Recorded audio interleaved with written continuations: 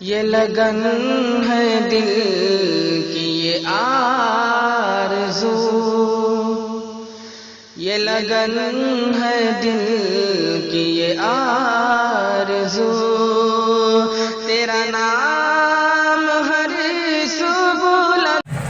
الحمدللہ وکفی والصلاة والسلام علی سید الرسل وخاتم الانبیاء وعلى آله وأصحابه أصفياء والأتقياء وأزواجه وأتباعه وسلم تسليما كثيرا كثيرا. أما بعد، قال تبارك وتعالى في كتابه المبين: فأعوذ بالله من الشيطان الرجيم، بسم الله الرحمن الرحيم. قل هل يستوي الذين يعلمون والذين لا يعلمون؟ وقال رسول الله صلى الله عليه وسلم: فضل العالم على العابد كفضل القمر ليلة البدر على سائر الكوكب، او كما قال علیہ السلام. علم ایک ایسی دولت ہے جو لٹتی نہیں، علم ایک ایسی دولت ہے جو لٹتی نہیں، خرچ کرنے سے کبھی گھٹتی نہیں. پھر نہ تم کرنا کبھی اور تشنا نبی کے شکوے، پھر نہ تم کرنا کبھی اور تشنا نبی کے شکوے. آج میں خانے کا میں خانہ اٹھا لاؤں گا.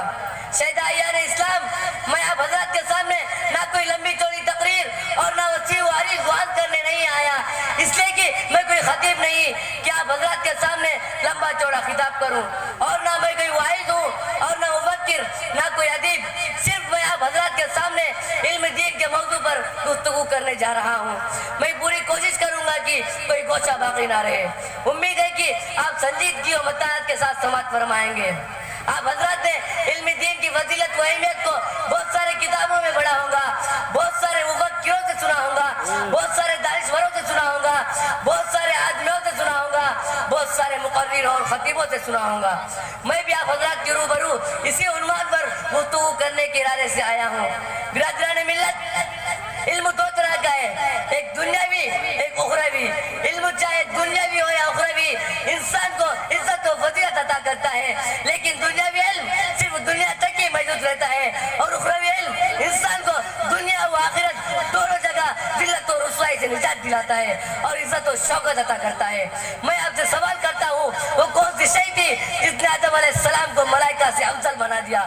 وہ کون سی شے تھی جس نے انسان کو اشرف المخلوقات بنا دیا؟ وہ کون سی شے تھی جس کی برکت کی وجہ سے اللہ نے انسان کو اپنا نائب بنایا؟ وہ کون سی شے تھی جس کی فضیلت کی بنا پر رب کائنات نے انسان کو اپنا نائب بنایا؟ وہ علم کی دولت ہے. جب رب کائنات نے قرآن کا نزول فرمایا تو سب سے پہلے وہ آیت نازل فرمائی جس کا تعلق علم سے ہے، یعنی اقرأ باسم ربک الذی خلق. اسلام کے پاسبانوں، اخروی علوم کی فضیلت و اہمیت آیت قرآنیہ اور حدیث نبویہ میں بکثرت وارد ہوئی. اللہ تبارک و تعالی ارشاد فرماتا ہے: قل هل يستوي الذين يعلمون والذين لا يعلمون. اے محمد، آپ کہہ دیجئے کہ اہل علم و اہل جہل یکساں نہیں ہو سکتے. جس طرح توحید و شرک یکساں نہیں ہو سکتے، جس طرح ہدایت و ظلمت ایک جگہ جمع نہیں ہو سکتے، جس طرح رفاقت و عداوت برابر نہیں ہو سکتے، جس طرح حق و باطل برابر نہیں ہو سکتے. اس لیے کہ توحید کی ضد شرک ہے، ہدایت کی ضد ظلمت ہے، رفاقت کی ضد عداوت ہے، حق کی ضد باطل ہے، اور ایک قاعدہ ہے کہ اجتماع ضد محال ہے. اسی طرح اہل علم و اہل جہل برابر نہیں ہو سکتے.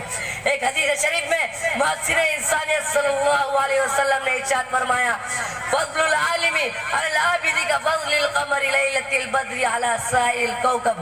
عالم کی فضیلت عابد پر ایسی ہے کہ جیسے کہ چوندھویں چاند کی فضیلت تمام ستاروں پر. حضرت عبداللہ بن عباس رضی اللہ عنہ ارشاد فرماتے ہیں کہ دوسرے مومنوں کے مقابلے میں اہل علم کے 700 درجات زیادہ ہوں گے، اور ہر درجوں کے درمیان مساوت 500 برس کی مساوت کے برابر ہوں گے. برادران اسلام، لیکن آج کے دور کے مسلمان اپنے بچوں کو اسلامی تعلیمات سے دور رکھتے ہیں اور کمزور بچوں کو افرنگی تعلیمات دیتے ہیں. یہ صرف شیطان کا فریب ہے. وہ شیطان مردود جس نے عہد کر دیا کہ بنی آدم کو جہنم پہنچائے گا، وہ شیطان جو ہمارے دین و اسلام کا دشمن، وہ شیطان جو ہمارے معاشرت کا دشمن، وہ شیطان جو ہمارے کلچر کا دشمن، جو ہمارے کردار کا دشمن، جو ہمارے تہذیب و تمدن کا دشمن، جو ہمارے سوسائٹی کا دشمن، جو ہمارے ایمان و اخلاق کا دشمن، یہ شیطان ہمارا اصلی دشمن ہے. اپنے خوبصورت اور رنگین چال میں پھنسا کر ہمیں تعلیمات اسلامیہ سے دور کرنا چاہتا ہے. یاد رکھیں، اگر ہم اپنے کمسین و معصوم بچوں کے خیر و خواہ ہیں تو اسے عالم عالم دین بنائے، اس لیے کہ مؤثر کائنات صلی اللہ علیہ وسلم کا ارشاد گرامی ہے یستغفر للعالم ما فی السماوات والارض، زمین و آسمان میں جتنی اشیاء ہیں وہ سب عالم کے لیے مغفرت کی دعا کرتی ہیں، عالم کے لیے ملائکہ مغفرت کی دعا کرتے ہیں، عالم کے لیے جنات بھی دعا کرتے ہیں، عالم کے لیے کیڑے مکوڑے بھی دعا کرتے ہیں، عالم کے لیے سمندر کی مچھلیاں بھی دعا کرتی ہیں، عالم کے لیے زمین و آسمان بھی دعا کرتے ہیں۔ اس کے باوجود مسلمان کا حال یہ ہے کہ انگریزوں کی چال میں پھنس کر اپنے دین و معاشرت کو داغدار کر رہے ہیں۔ چاہیے تو یہ تھا کہ ہمارا دین صحابہ کے دین کے مانند ہوتا، ہمارا معاشرہ صحابہ کے معاشرے کے موافق ہوتا، ہمارا کردار صحابہ کے کریکٹر کے مانند ہوتا، ہماری تہذیب مسلمانوں کی تہذیب ہوتی، ہماری سوسائٹی اسلام کی سوسائٹی کے مانند ہوتی، لیکن سب کچھ اس کے برعکس نظر آتا ہے۔ کسی شاعر نے کیا خوب کہا ہے، سمجھ میں کچھ نہیں آتا دنیا کا حساب الٹا، سمجھ میں کچھ نہیں آتا دنیا کا حساب الٹا، نصیحت کیجئے جس کو ملتا ہے جواب الٹا۔ عزیزان گرامی، ابو الاسود رحمۃ اللہ علیہ ارشاد فرماتے ہیں رب کائنات نے حضرت سلیمان علیہ السلام کو یہ اختیار دیا تھا کہ 3 اشیاء میں جس کو چاہے پسند فرمائے، علم، مال، سلطنت۔ حضرت سلیمان علیہ السلام نے علم کو پسند فرمایا، لیکن خدا تعالیٰ نے مال و سلطنت کو علم کے ساتھ عطا فرمایا۔ اگر آج ہم بچوں کو دین کی تعلیم دیں تو آخرت میں یہی بچے ہماری شان و شوکت کا دریا بن سکتے ہیں۔